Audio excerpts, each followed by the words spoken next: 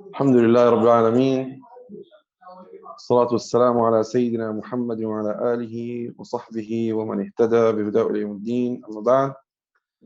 Dear brothers, I have pleasure to be with you this day and to give my paper about this great topic that took lots of pages and lots of time from Muslim scholars from all types of groups. And I'm going to speak about the Sunni point of view about the states that came after the four righteous caliphs. So the era after Al-Khilafa Rashida, what is the Sunni point of view about that? Basically, Ahl Sunnah wal Jama'ah don't agree they don't agree about the caliph to become their leader unless he has 10 conditions. And these conditions are known in the books of that spoke about this. So now I'm just going to mention them quickly. The first thing is to be Muslim. So any caliph has to be Muslim. The second thing, he has to be puberty. That means he has to be an adult. The third is to be free. So a slave can't be a caliph. He has to be a male, so a female can't be a caliph.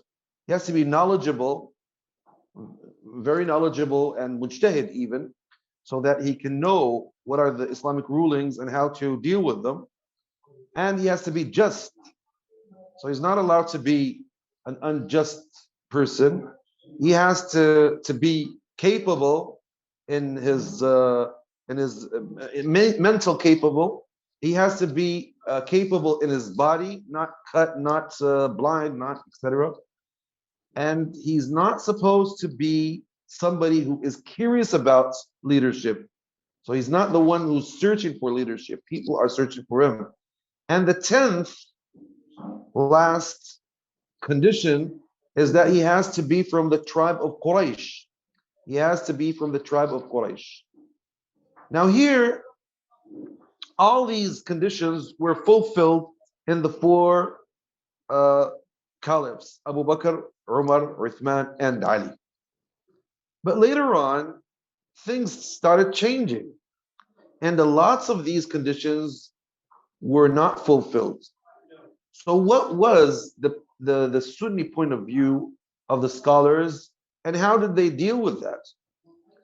Now, the scholars of Ahl Sunnah wal Jama'ah actually dealt with these conditions in a way that solves the problem that is, it's a fact.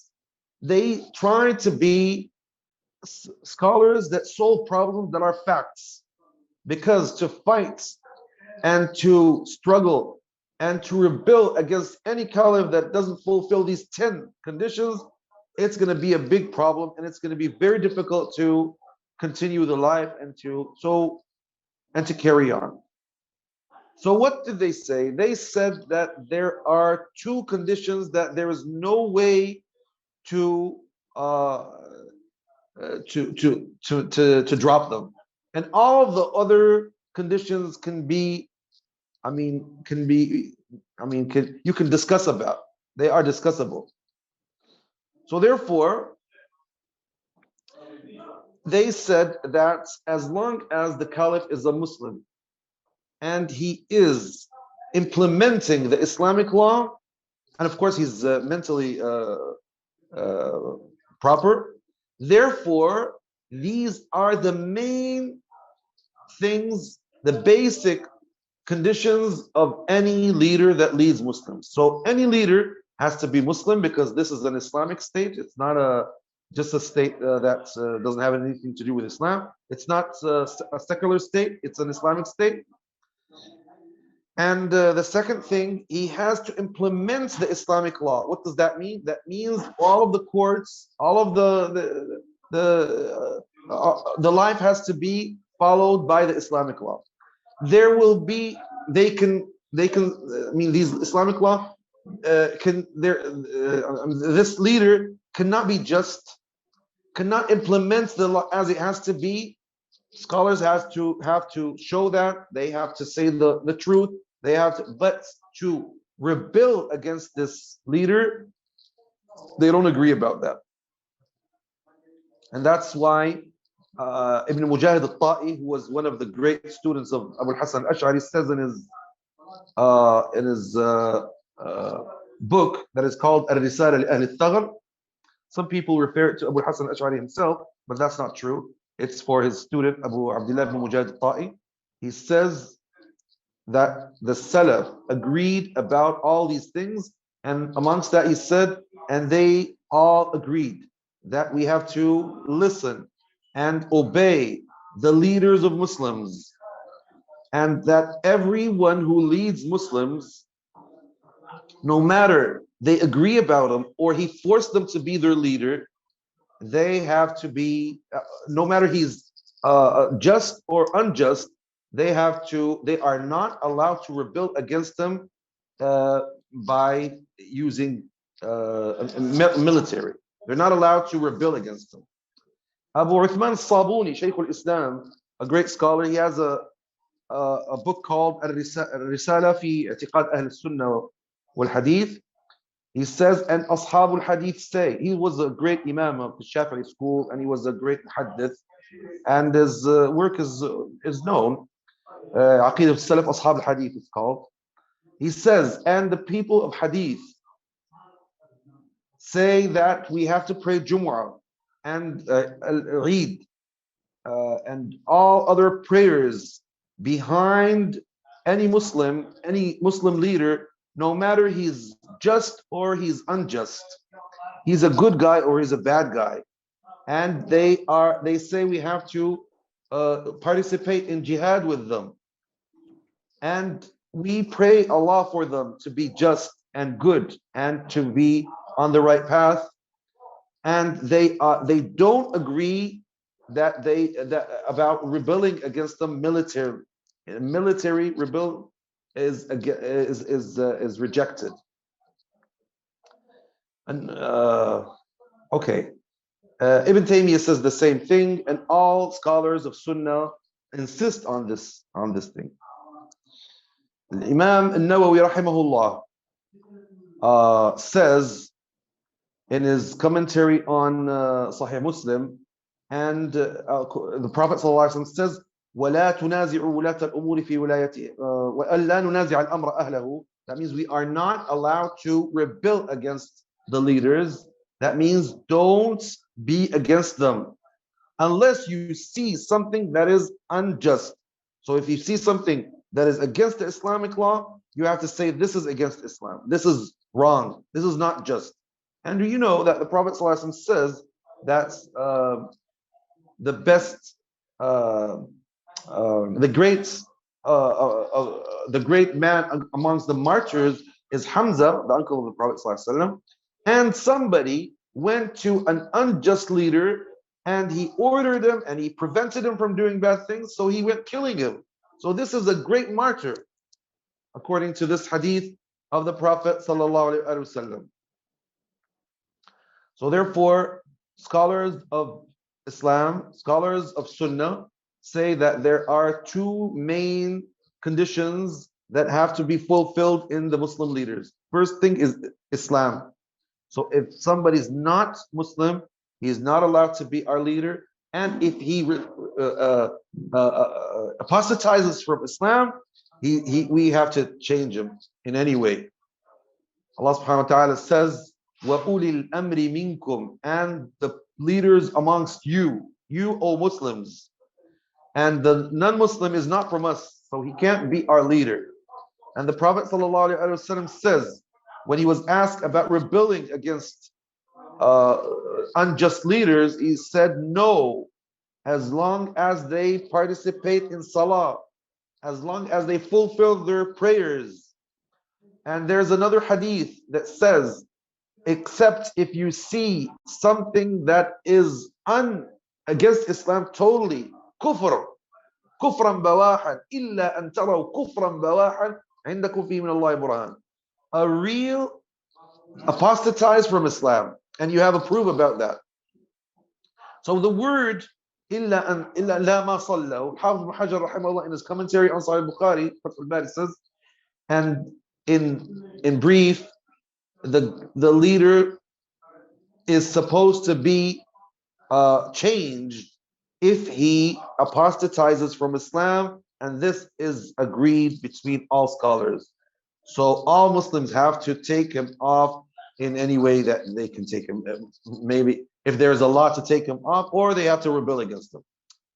The second thing, which is very important, is to implement the Sharia, the Islamic law.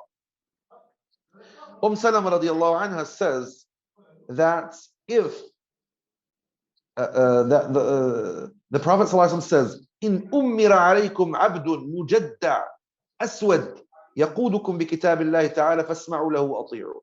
If a slave, a black slave that is cut, he's not even proper in his body, and he rules you by the book of Allah, you have to obey him. You have to obey and don't rebel against him. ما أقام فيكم كتاب الله عز وجل. And there's another narration that says ما أقام فيكم دين الله, as long as he implements the book of Allah, as long as he implements the religion of Allah. So I said that the main idea of the Sunni scholar is that the Islamic law has to be implemented.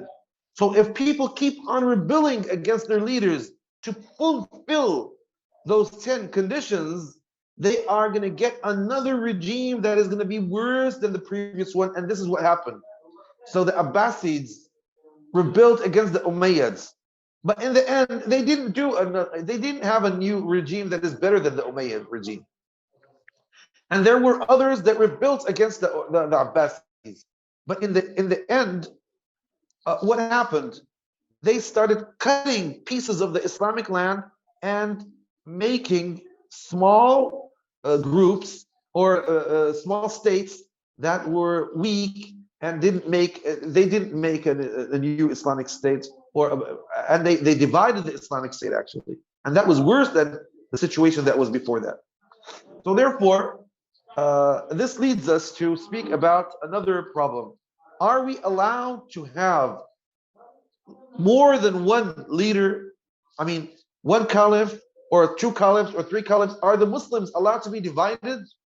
Muslims remained united since the Islamic first Islamic states. The Prophet ﷺ, Abu Bakr, Umar, Uthman, Ali, all that, they were one state. The capital was Medina, and then it went back to Kufa. And then the Umayyads took place, and then they took their capital to Damascus. And then Abdullah ibn Zubayr radiallahu anhu took place. His capital was Mecca. And then the Umayyads came back until the Abbasids rebelled against them. So they made their new state, their new capital was Baghdad. But the Abbasids could not rule all Islamic states, from Andalusia to the borders of China, from Azerbaijan to Sudan right now, which is called Sudan right now. They couldn't stand that all. They couldn't rule all those places in one. And people started rebelling against them, especially because they weren't just and they abused the Al-Bayt, their cousins of Al-Bayt, the sons of Ali ibn Abi Talib radiallahu anhu. So people started, and they abused all of the other groups that were against them. So therefore, the Umayyads created their state in Andalusia. The Alawites, especially the Adarisa in Morocco, they established their states, and then we started having several states here and there. But now the question here is, what is the Sunni point of view about creating new states and having new caliphs? And the funny thing that Andalusia, when the Umayyad state collapsed, every city had its own caliph. Sevilla had its own caliph, Cordoba had its own caliph, others, and every one of them gave his name a title of a caliph, until what one of the poets said, مما يزهدني في أرض أندلس أسماء معتمد فيها ومعتضد أسماء مملكة في غير موضعها كالهر يحكي انتفاخا صولة الأسد. The thing that makes me get rid of Andalusia, or don't think about Andalusia, is that they make these leaders, every one of them is making himself as a caliph, and they give themselves titles like Al-Mu'tadid Billah, Al-Mu'tamid ala Allah. These were the titles of the caliphs.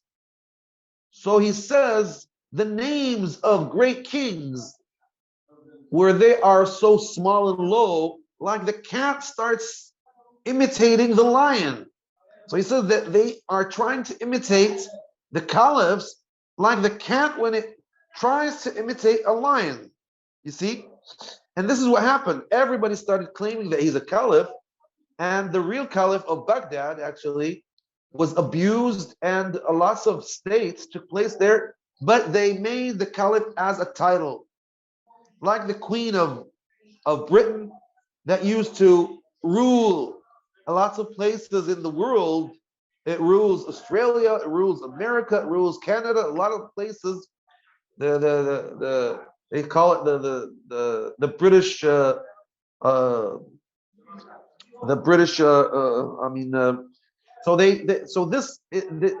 now the Queen doesn't have any authority. It's just a sign. It's just a sign. And this is the British crown, the British crown. So it became just a sign. So the caliph became just a title of Islam. They respect him, and they say he's our caliph, and then they have those sultans everywhere. So what did the scholars say about that? There is no conflict between Muslims that it's not permissible to have two caliphs in the beginning, in one land, two caliphs, because that would lead Muslims to fight against each other. And this is the opinion of all Sunnis, Hanafis, Malikis, Shafi'is, Hanbalis, Zahiri, all of them say that. And they say that the states that are close to each other, it's the same. They're not supposed to have two leaders. And this is the opinion of all Sunni scholars. Now, the Sunni scholars say the same thing, that we are not allowed to have any other leader except one leader to rule all Muslims, one caliph. And this is their opinion.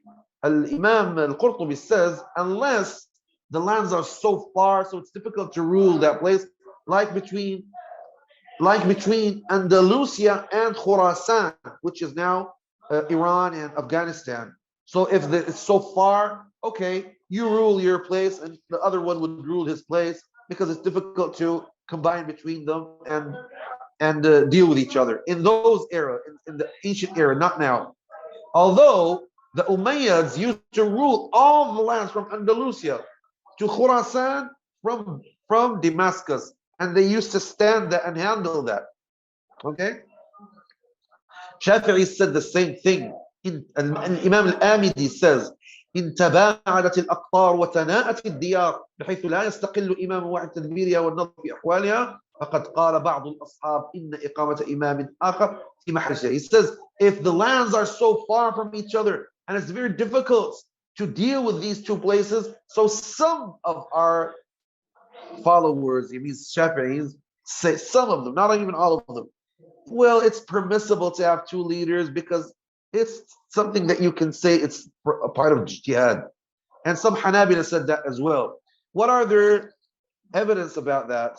He says, Allah subhanahu wa ta'ala says, وَاعْتَصِمُوا بِحَبْلِ اللَّهِ جَمِيعًا وَلَا تَفَرَّقُوا, and stand firm on the rope of Allah and don't get divided. Don't get divided.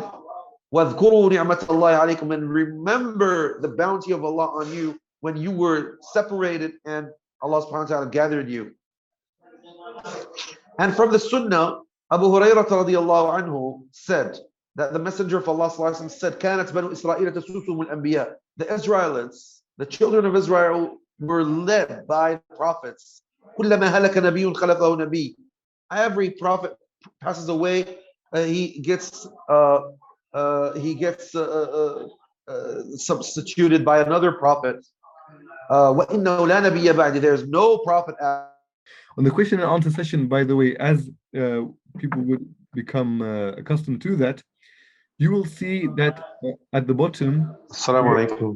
Alaikum salam wa rahmatullah. Sheikh Al-Kettani, you're back I'm with so us? sorry. Yeah, I'm with you. The internet is very weak. That's understandable. I'm so Sheikh sorry. Al-Kettani, what we were thinking is that if we can summarize your presentation and perhaps even through the question answer session, more will come out through I that. finished. I nearly finished. Wonderful, wonderful. Okay, Yeah, go ahead, I please. just have to just few things, and I'm finishing right now. Thank you. Excellent. Okay. Okay. So there's another evidence about this, that it's the agreed the all of the Sahaba agreed that we're not allowed to have two caliphs when the Prophet when the Prophet ﷺ passed away, and Abu Bakr radiallahu anhu went to Saqifat Bani Sa'ida, and one of Ansar, Habab ibn Mundhir, said, "From us a leader, and from you a leader. Minna amir wa minkum amir." So Abu Bakr didn't agree about that, and all the Sahaba didn't agree about that. And they said that it's not permissible to have two leaders. Umar ibn Khattab radiallahu anhu said, two swords cannot be in one place. Two swords, sayfani fi ghimdin wahid, idan la yastalihan. And logically, that when we're going to have many caliphs, they are going to fight against each other, and that's going to lead to fighting, and this is what happened in the history actually. So this is the point of view. I agree that many scholars of Sunnah later on said, okay, every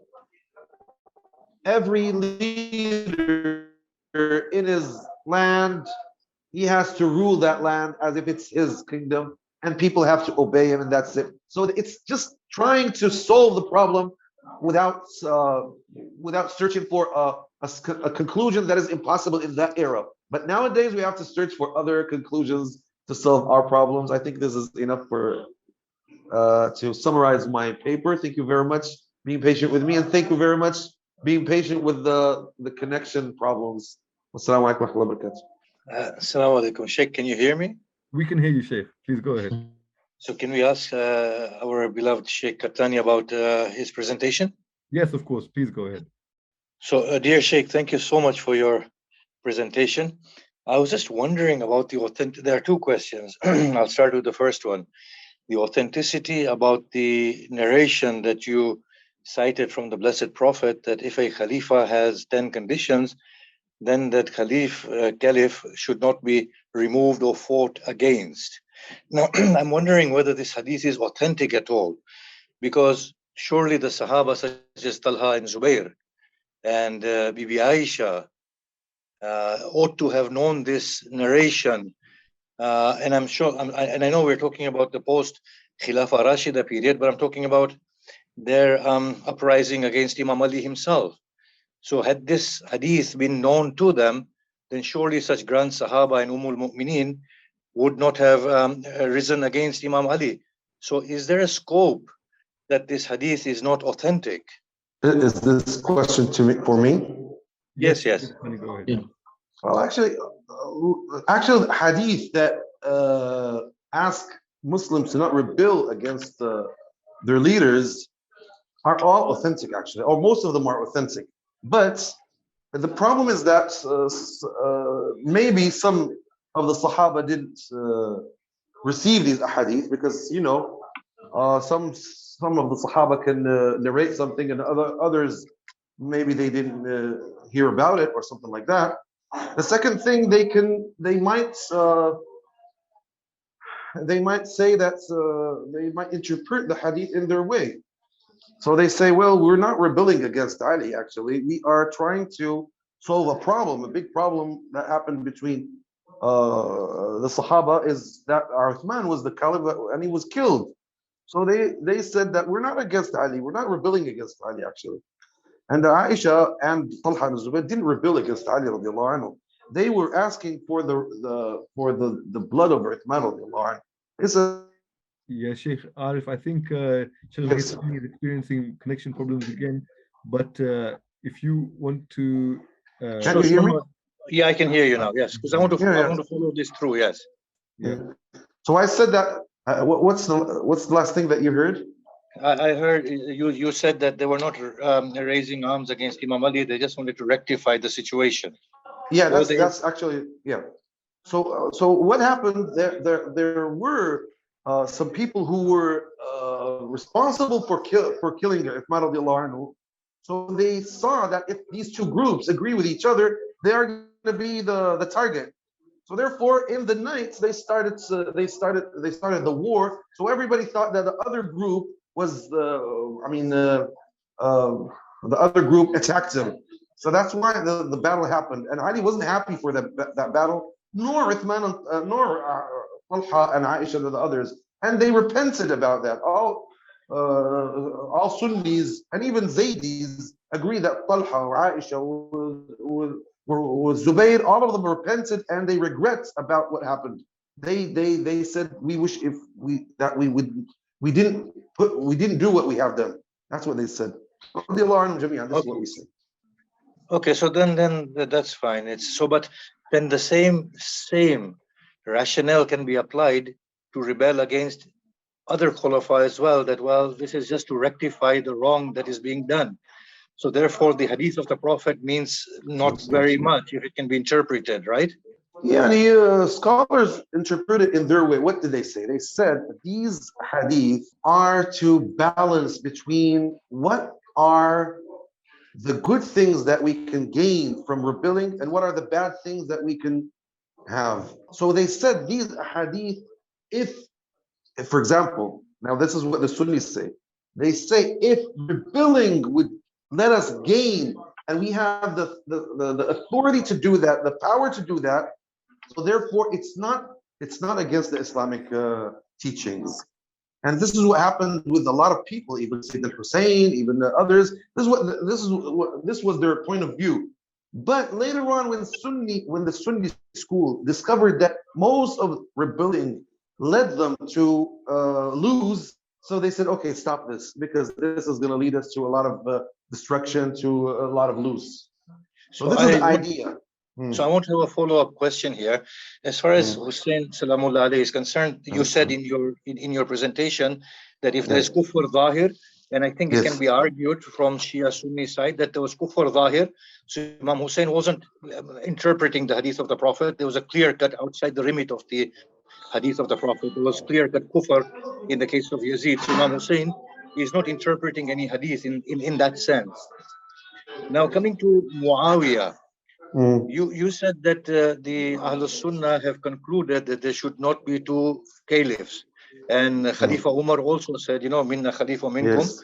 that this is No. not agreed. So now I'm saying, is it and I'm so sorry, I don't mean to be, well, don't mean to put you in a corner, but because these are Mm. scholarly discussions, is Yes. it the Sunni ulama's inability to outright denounce Muawiyah's rebellion against Imam Ali that they have to now bring about justifications to justify Muawiyah's uprising against Imam Ali and calling himself the Khalifa and Uh, simultaneously coexisting with Imam Ali? yeah, Sunnis say that Muawiyah was rebelled against Ali and he was wrong doing that. And he's Baghi. Baghi, that means he was wrong and he was doing something that is wrong, totally. So Sunnis, all of them agree that Muawiyah was wrong. And Muawiyah himself didn't claim that he was a caliph until Hassan radiallahu anhu, agreed with him to uh, to withdraw and take himself from the caliphate's post. So Hassan But radiallahu anhu, he Muawiyah, agreed. Hmm?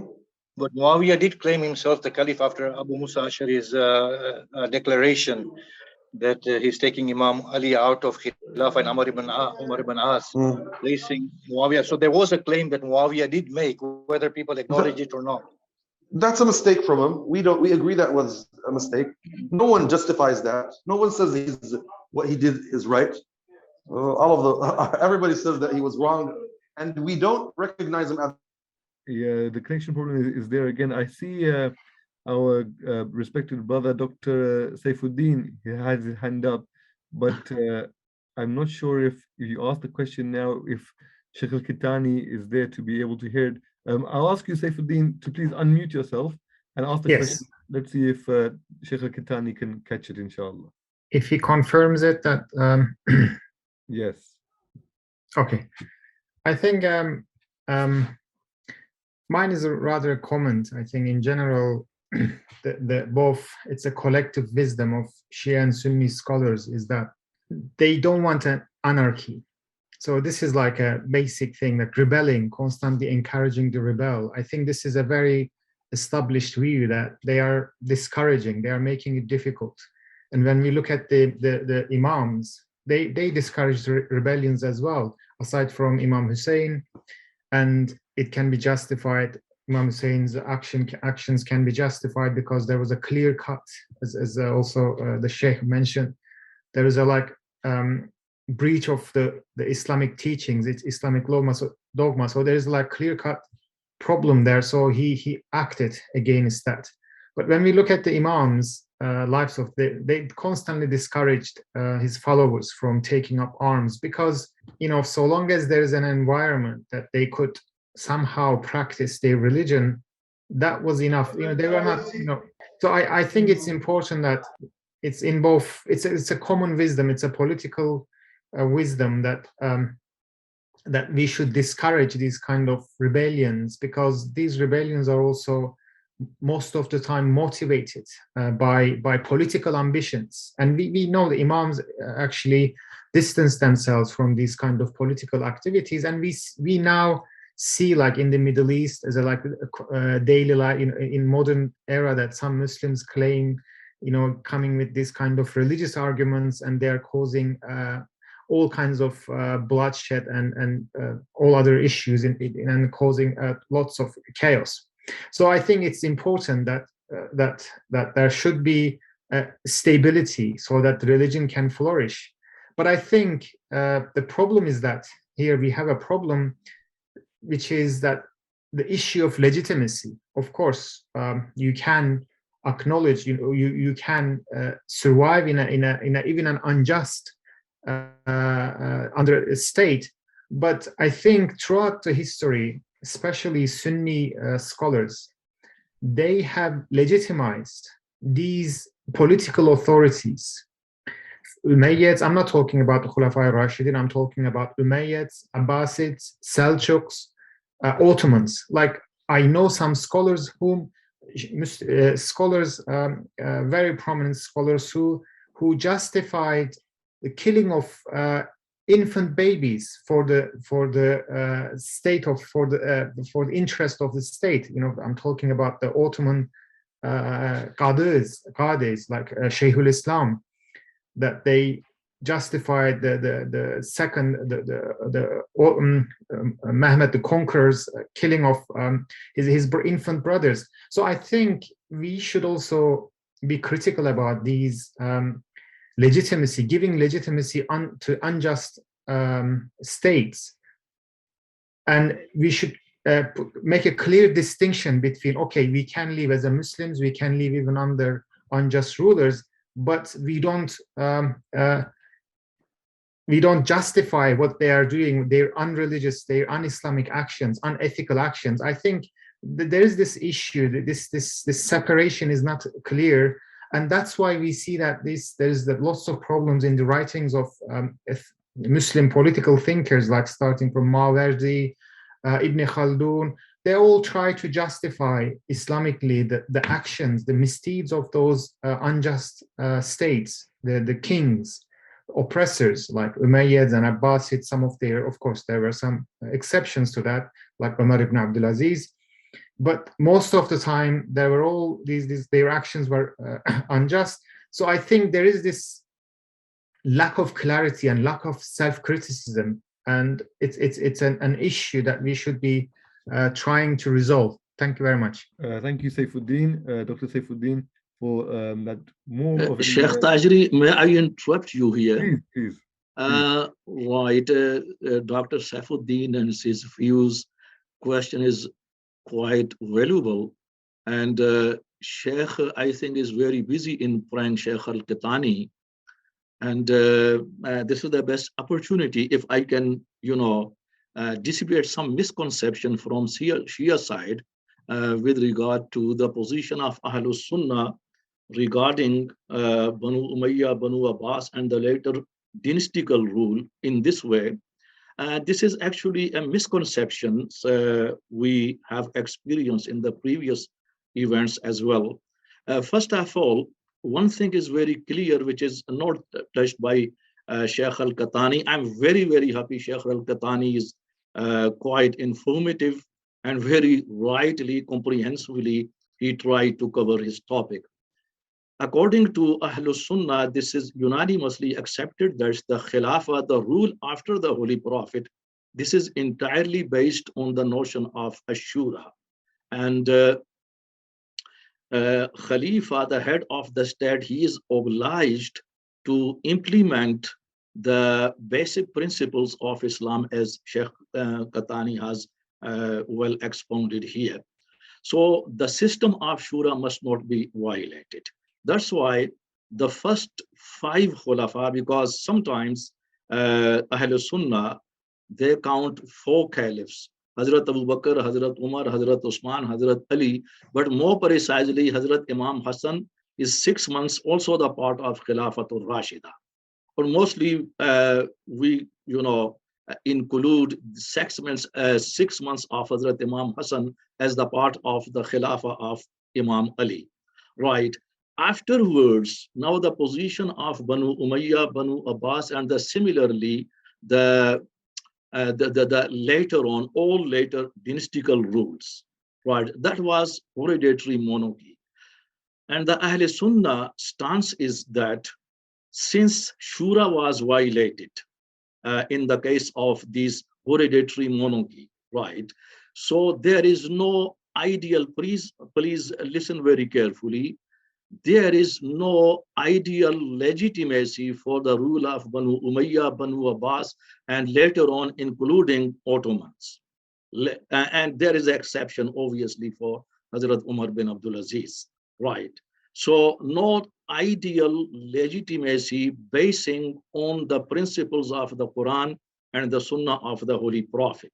But there is a problem. If there is no ideal legitimacy, what's the alternative? 2 ways: armed struggles to oust them from the power, or the second option is dawa reforms basing on Amr bil Maruf and Nahy anil Munkar. 2 options. First option, obviously, there is a hadith, and that's creating more and more problem, because the rulers who came by sword and by power, they are quite stronger, and the people who starts armed struggle against them, they are comparatively very weak. So that's why وَلَا تُلْقُوا بِأَيْدِيكُمْ إِلَى التَّهْلُكَةِ, the best alternative is, right, to reform Amr bil Maruf and Nahy anil Munkar. And this is called the legitimacy based on iztirar. So it's the helplessness. We are helpless. And that's exactly the position of Shia Mazhab as well in this way of after Imama, in the case of Banu Buway, in the case of Fatimids, in the case of Safavids. They were the same like Banu Umayyah and Banu Abbas. But there is no proper legitimacy. Islamically, ideally, the legitimacy based on the law of istirar. That's the only way. That's all from me. I think just a short follow-up. I I think this is ideal. This is what we hear from the contemporary thinkers. But what I was referring to is the classical works like Al-Mawardi, Ibn Khaldun, so classical thinkers. But now, of course, there is this, more modern thinkers are questioning the practices of Umayyads and Abbasids. And I think it's good that you clarified, and thank you very much. Shukran. The second point, there is no any single scholar who justify killing of the babies and innocent peoples. There may be some individuals, I don't know personally, but officially this is not the case. I know some people like Ibn Khaldun and some other scholars, they try to justify the rule of Banu Umayyah and very especially, but in his Al-Muqaddimah, Ibn Khaldun, And finally, he had to write, and that was a great injustice from Banu Umayyah against Imam al-Hassan, who was directly nourished and, uh, and, uh, and prospered by the Holy Prophet, and he was the grandson and grandson, a sign of the Holy Prophet, and is al-Muqaddimah as well. Why? Because there was no way to justify everything from these people. Thank you, Sheikh Dr. Khalid, as well, for the clarifications there.